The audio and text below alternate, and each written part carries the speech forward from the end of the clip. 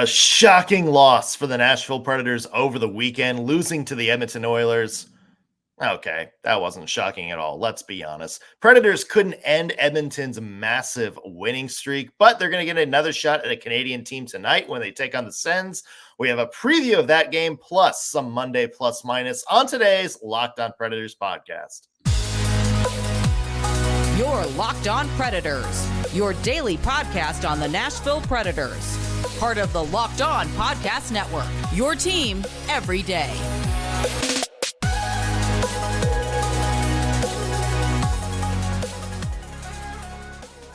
Thank you for making the Locked On Predators podcast your first listen of the day. Every single day, we are your free daily Nashville Predators podcast, part of the Locked On Podcast Network, your team every day. As always, want to start out with a special hello to our loyal Locked On Pred heads, the everydayers who tune into every single show. We love you guys, and we appreciate the support you give us week in and week out. I'm Nick Morgan. I'm a writer at Penalty Box Radio, and I have a partner in crime. You do. I'm Ann Kimmel. I'm a writer at The Hockey News. Today's episode is also brought to you by FanDuel. Make every moment more. Right now, new customers get $200 in bonus bets if your best bet of $5 or more wins. Visit FanDuel.com/lockedon to get started.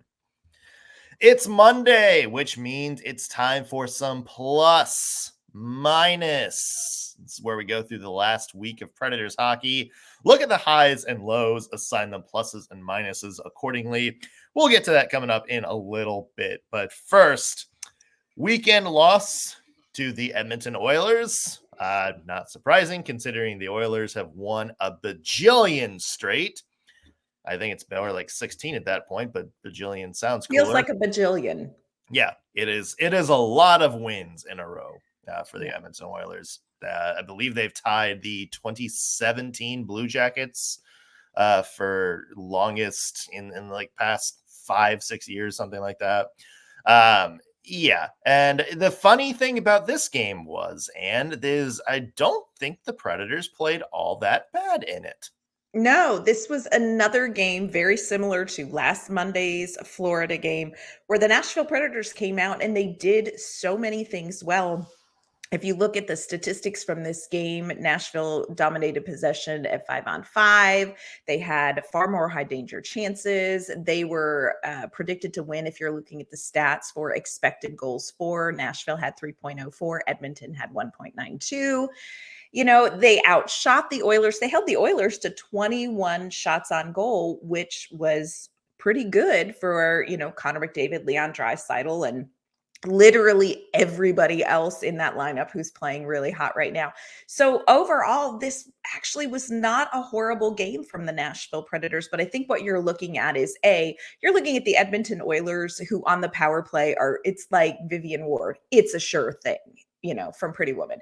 But also you're looking at a roster that has just a little bit more developed, a little bit more, let's be real, a lot more developed talent than what the Nashville Predators had. But for what the Nashville Predators have, for where this team is at, I thought it was a good game from the Predators. I thought they actively outplayed the Edmonton Oilers, to be honest. I mean, you talk about there's a big advantage in possession. There's a big advantage in shots. The key difference is that the Oilers, when they did have some good chances, didn't hesitate to finish. And also being on the power play certainly helps when you're the Edmonton Oilers. It's, to me, it's another one of those things where you're looking at the Predators and you're saying, okay, they're doing a lot of things right. They're just not finding a way to get a win. And even though Kevin Lankinen got the loss, I still think he did, a really well game, or a really good game over the weekend. And so it's tough because I feel like that's been the inconsistent step with Nashville this season where, we were having this conversation earlier in the year when the Predators were kind of off to that really bad start. It's like you're looking and it's like, okay, on paper, like they're dominating possession. They're getting more shots than the other team. They're getting more high danger chances. They're leading expected goals. Why aren't they necessarily winning? And Yeah. yeah, there's going to be games like that for every team. Like there's going to be like in the course of an 82 game season, there are going to be good teams who absolutely dominate a team and then wind up losing 4-2, 5-3, something like that. But at the same chance for the Nashville Predators, like you do look at this game and it's like, okay, they had some chances to really finish and cap out possession with exclamation point. And it goes back to I can't remember what game it was, but we were talking about this last week where, the Predators had a chance to kind of get back in it. It was that Florida game. Mhm. And, you miss whiffed on a shot into an open net and, you have a 2-on-1 and shoot it right at the goalie's logo. It seems like that's kind of been the frustration with the Preds this year, Anne, is they just can't finish. Yeah. And I think it's a very different frustration than what we thought we would be feeling with this Nashville Predators team under Barry Trotz with these young players.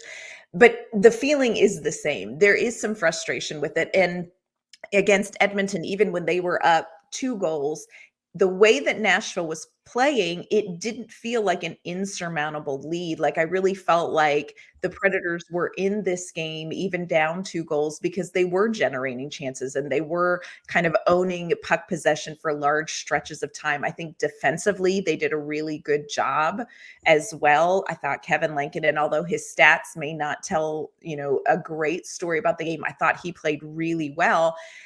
And I feel like the moment this game turned is when Connor McDavid scored, and it became a 3-goal game, and Connor McDavid, scored that goal. And it was frustrating because up until that point, you really felt like this is a game that Nashville could somehow find a way to win. And there have been a number of games against really quality teams this season where you felt like Nashville could find a way to get this win, and they don't. So it's a very double-edged sword. Like the Nashville Predators were competitive against the Edmonton Oilers. Yeah. The Nashville Predators can't finish against the Edmonton Oilers. It's a double-edged sword. It's really hard to know how to walk away from a game like this Edmonton game. Yeah. Well, and let's walk away from a game like this Edmonton game because we have the Ottawa Senators tonight. Yeah. This is a team. Oh boy. If you're worried about the direction of the Nashville Predators, just take a glance up. Take heart. Yeah, because it's not been a good year for the Senators, and it's surprising, Anne, because it's you look at what the Senators have and a good young core, people like Tim Stützle, I think is going to be an NHL star. Yes. Talk about Brady Tkachuk, I think being a really good NHL player, and then just a lot of young talent. Jake Sanderson, I think, is on track to being a really, really good NHL defenseman. Talk about Jacob Chikrin having a really good year. Thomas Chabot, I think, has always sort of been underrated in his career. So I'm listing off all these really cool things I like about the Ottawa Senators and, things about their team that they can be positive about and move forward. But it feels like every year we say like, okay, this is the year the Oilers or the Senators take a big step forward, and they just can't seem to do it, Anne. Yeah. Yeah. And it's hard. It's a little bit hard to watch because I'm with you. I think that there have been a couple of seasons where we were like, hey, sneaky pick. Keep your eye on the Ottawa Senators. But like you said, what's on paper doesn't necessarily translate to their record, which is like 18, I think it's 18-25-2. So they're not getting the wins that on paper you feel like they should get. They are coming off of a Saturday night rough loss to the New York Rangers. They were up 2-0. They looked really good in the first period. New York Rangers came back and scored 5 goals in the second period, ended up winning 7-2. And it was one of those games. And part of what I wonder if is kind of happening with the Senators, you wonder, like, this may not be an on-ice talent issue. This may be an adversity issue for the Ottawa Senators. Yeah. And it's something that I think the Nashville Predators work through. They certainly worked through it. They talked about that a lot at the beginning of the season, where the minute you face a goal against, it throws you, and you kind of, you have to learn to go back out the next shift. And so this last loss really looked like a game where the Ottawa Senators were like, they got punched in the mouth and they didn't know how to get back up. Yeah. So you, like you said, you look at that roster, you're like, this is a really talented roster. And I think the Nashville Predators need to go in tonight with a lot of respect for the talent on that roster. 100%. Because the Ottawa Senators just lost 7-2 at home. They are not going to want to repeat that performance. So I think the Predators, do not take this team lightly, because they have the ability to play very well. They have lots of talent on the team. And if they can keep the mental game healthy, they could be a dangerous team. And look, here's what's real. The Predators have to win this game. They just have to win this game. Yeah. You said about a lot of games here for the Preds recently, because it's just in that time of year. And right. And I think for the Nashville Predators, these next week, or these next couple of weeks are going to kind of be, I think, in my mind, an audition for Barry Trotz for this team to be like, okay, can we make a run? Are we going to get into the playoffs and be competitive? Or do we need to start thinking about maybe selling some pieces at the deadline? I think this is kind of going to be that trial run for this current group for the Nashville Predators to see if they can turn it around. Yeah, I agree. 6 o'clock Central puck drop tonight in Ottawa. Should be an interesting matchup. We will have a recap of that coming up tomorrow. But first, it's Monday, which means it's time for Monday Plus Minus. We will recap the highs and lows of Predators hockey over the past week, coming up in just 1 second. First, I want to mention today's episode is brought to you by eBay Motors. Passion, drive, and patience. What brings home the winning trophy is also what keeps your ride or die in the garage alive and well. eBay Motors has everything you need to maintain your vehicle and level it up to peak performance. From superchargers, roof racks, exhaust kits, LED headlights, and more, whether you're into speed, power, style, eBay Motors has got you covered. With over 122 million parts for your number one ride or die, you'll always find exactly what you're looking for. And with eBay Guaranteed Fit, your part is guaranteed to fit your ride every time or your money back. Because with eBay Motors, you're burning rubber, not cash. With all the parts you need at the prices you want, it's easy to turn your car into the MVP and bring home that win. Keep your ride or die alive at ebaymotors.com. Eligible items only. Exclusions apply. eBay Guaranteed Fit, only available to U.S. customers.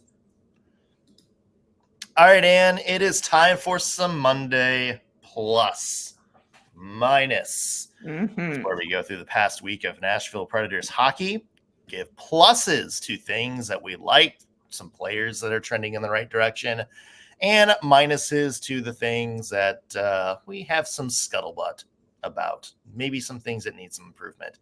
Ann, would you like to start us off with a plus? Yeah, I do. I'm going to start off the first plus, and there are several this week. I want to start off with a plus for Cole Smith.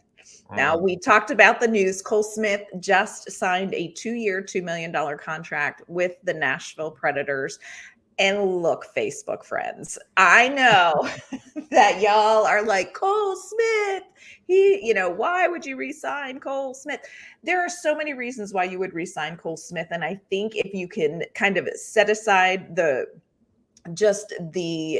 almost cellular level response people have to Cole Smith from something seasons ago that didn't even have anything to do with him, you would understand that this is actually a great deal for the Nashville Predators. They signed him again, 2-year, $2 million deal. And you're looking at somebody who, look, Cole Smith is not going to compete with Ryan O'Reilly, Philip Forsberg for a top line spot.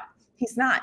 But what he does, he is good at, and he is having a career year. He's got 5 goals, which is a career high. He has 17 points in 48 games.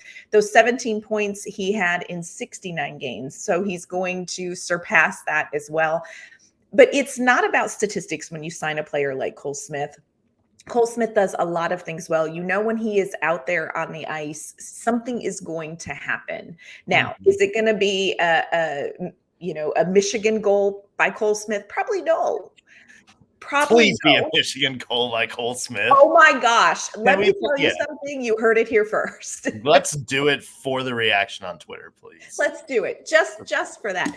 But look, this is somebody who plays a really big role on the penalty kill. This is somebody who plays a good physical game. This is, you hate to say it, but you still have to have an enforcer on the team. I think Cole Smith does that as well.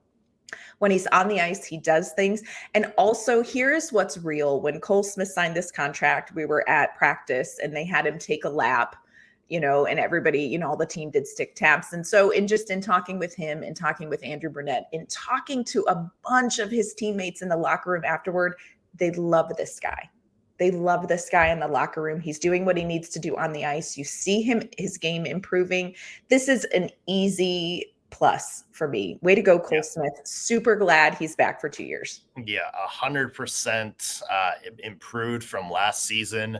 I think when you watch him on the ice, what he does, I think fits really well into that Andrew Burnett system, not just with a lot of speed, but with, the ability to win puck battles along the board. I think this is a well-deserved extension for Cole Smith. And I'm kind of excited to see if he can kind of keep evolving and keep bringing that same energy to the bottom six every night, especially as this team starts to get a little bit better down the stretch. For me, and I want to give a plus to someone who we have oft discussed, not necessarily in the best of ways this season, and that's Roman Josi. Okay. Look, Roman Josi is, it wasn't that long ago. We kind of had that debate. It's like, is he taking a step back? Is he, maybe just having not the kind of same impact that he was this year? And I think it's clear that Roman Josi is starting to trend in the right direction, especially on the score sheet. 5 points in his last 5 games. Of course, he had a 2-point goal and assist night against Minnesota last week. And then, a good game before that against Arizona, a goal and assist for another 2-point matchup. The offense is starting to kind of creep back in. He's up to 42 points in 49 games this season. But I think the big thing for Roman Josi is we've really underrated, I think, the defensive improvement from this year to last year.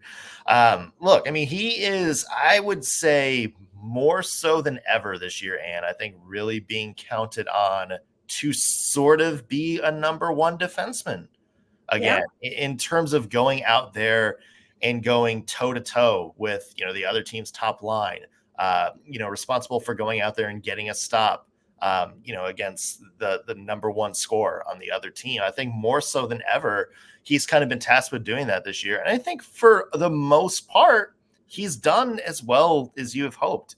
And I think, there's a lot of people that are like, oh, he was good on defense because Ryan Ellis was right next to him, or because he had Matthias Ekholm on the line beneath him, and he took a lot of the heavy load for that kind of thing. But I think Roman Josi this year is proving some value defensively to the Nashville Predators. And I think he's taken on more responsibility this year for the Nashville Predators. And it's shown in some of these games. And so stick tap to Roman Josi. It feels like maybe the offense is creeping back up to where we thought it would be.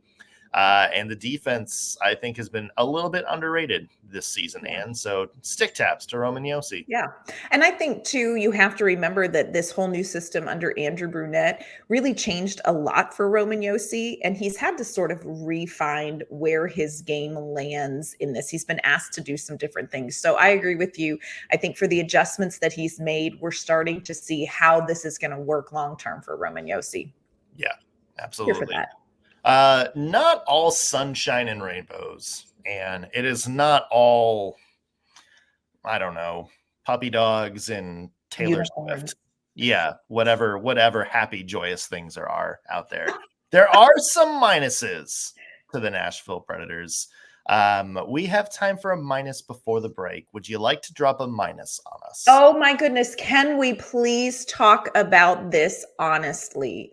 Y'all, the power play. I like to call it the anemic play because there is no power. They went 0 for 10 this week in games where power play goals could have changed the outcome, y'all. Nashville Predators power play. And what is so frustrating is this is not a power play without offensive weapons. For the love, Yeah. that top unit, Philip Forsberg, they have Ryan O'Reilly, y'all. Roman Josi, Colton Sissons, Gus Nyquist. For the love, what are we doing? What we're doing is not A, getting in the zone, B, just not winning those faceoffs, and they're just not scoring on this power play. And look, it was not for lack of chances. There were a couple of looks that I think will haunt a few players on the power play where they just didn't finish on an opportunity. But this is something that Nashville, if you want to get back to contention, you got to have a good power play. And when they have trouble, winning that opening faceoff and the puck is cleared, they had trouble this week getting it back in the zone and getting set up. I think the second power play unit, it's a young group. So my expectations aren't as high, but even there, I'm like, let's see some more opportunities. The second unit feels like they're afraid to shoot the puck. Yeah. It is really tough to watch. And, Colton Sissons talked about it after the Edmonton game. Man, power plays could have made a difference in that game, and they just don't have it going. They have got to address the power play. Got to fix the power play. Woof. Yeah. That is, I feel like we should just save this clip because we've talked about this for the past 3 seasons now. Yes. And I feel like we're going to talk about it in the future season. To me, Anne, it's just, and it's just decision making on the power play to me. And it's not just because, you mentioned the second unit, a lot of the younger players. We kind of came down on Luke Evangelista last week for, just get to the net and shoot the puck. We're going to have to bring back the Mikael Granlund epic rant that somehow is like our third most viewed YouTube clip ever. It was amazing. Your meltdown was amazing and straight on point. I don't know why, but like it's the top line too, where it's okay. Like you have a look. Like take the shot, shoot it. Yeah, you have like Colton Sissons, I think is doing good, like in front of the net or around the net. He's there for a rebound. He's there to win a puck battle if the puck is loose. There's a lot of sort of I think passing, like making the extra pass. Like you get down. There was a play in I think it was the Florida game. It might have been Arizona last week. But there was a play in which the puck got down low. It was a 2-on-1, and it's a perfect opportunity to shoot the puck. And instead, they tried to force a pass. It got broken up and went away. You got behind the defense, which is what you want to do on a power play. You got everybody out of sorts, and you didn't get a shot on goal out of it. There's a lot of that, I think, for the Nashville Predators in both units this year, where I think you said it best last week when it's like, it feels like sometimes you're just trying to be too cute. Stop being cute. Yeah, it feels like you're trying to be too cute. Just make the simple play. And I think that you'll, maybe get a little bit more success. And I think that's what it is on the power play. It can't all be bad. And so we are going to have to end on a couple of pluses. Also have one more minus to throw your way. That's coming up here in just a second. First, want to wish everybody a happy Super Bowl. Nick and I have had a delightful time pre-recording discussing how we feel about the Super Bowl. You're welcome that wasn't recorded, but we do want to wish a happy Super Bowl to all who celebrate from FanDuel, America's #1 sportsbook. Of course, we know it's going to be the 49ers versus the Chiefs. It's going to be a good game. But if you're like me, Super Bowl Sunday is all about scoring the best seat on the couch. It's about grabbing the favorite snacks. And it's also about placing some super bets. And this year, FanDuel has so many ways for you to end the season with a W, or maybe 2, or hey, maybe 3. Not only can you bet on who will win the Super Bowl 58, by the way, but FanDuel also has bets for which players will score a touchdown, how many points will be scored, all of that kind of thing. They have so many options for the big game. And look, if you are a new customer, join today and you're going to get $200 in bonus bets if your first bet of $5 or more wins. So you've got to check it out now. Visit fanduel.com/locked-on to sign up. Again, check out fanduel.com/locked-on. Make every moment more with FanDuel. It's the official sportsbook partner of the NFL.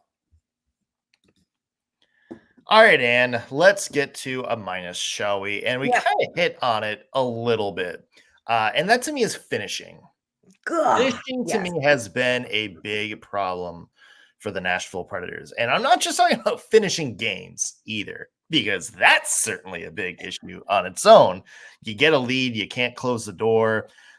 We've unfortunately seen a lot of games for that this year, but I'm talking about finishing your chances. Come on. The Predators, to me, just haven't had that sort of finesse to finish a play. You know, there's a play this weekend. I think it was Luke Evangelista who, you know, gets into the zone against Edmonton. Luke Evangelista, I feel like, has just been an example player a lot over the past week. Poor pretty boy. We love him. We love him, Kenzo. But you know, he goes in there, makes like, you know, a good play to get himself open, and then just, you know, shoots it right at the goaltender. Again, I mean, we've seen that again this weekend. And yeah, some good goaltending performance in Edmonton this weekend. I thought Stuart Skinner played really, really well. I think he deserved that win. But yeah, it did make a couple of good saves. But I also thought the Predators kind of made it easy for him at times. Look, possession is great if you're the Nashville Predators. The fact that you're in the vast majority of games kind of controlling your possession, I think that's a good positive thing.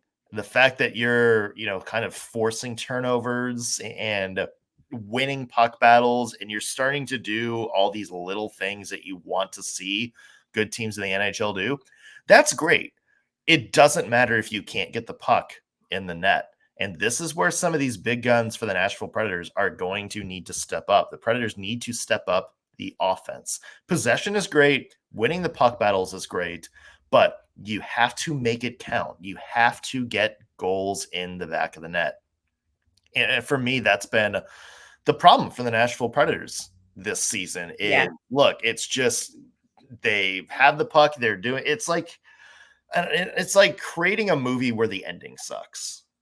Like, it's just like, it's right there. It's right there. All you have to do is figure out a way to fix this one last little bit.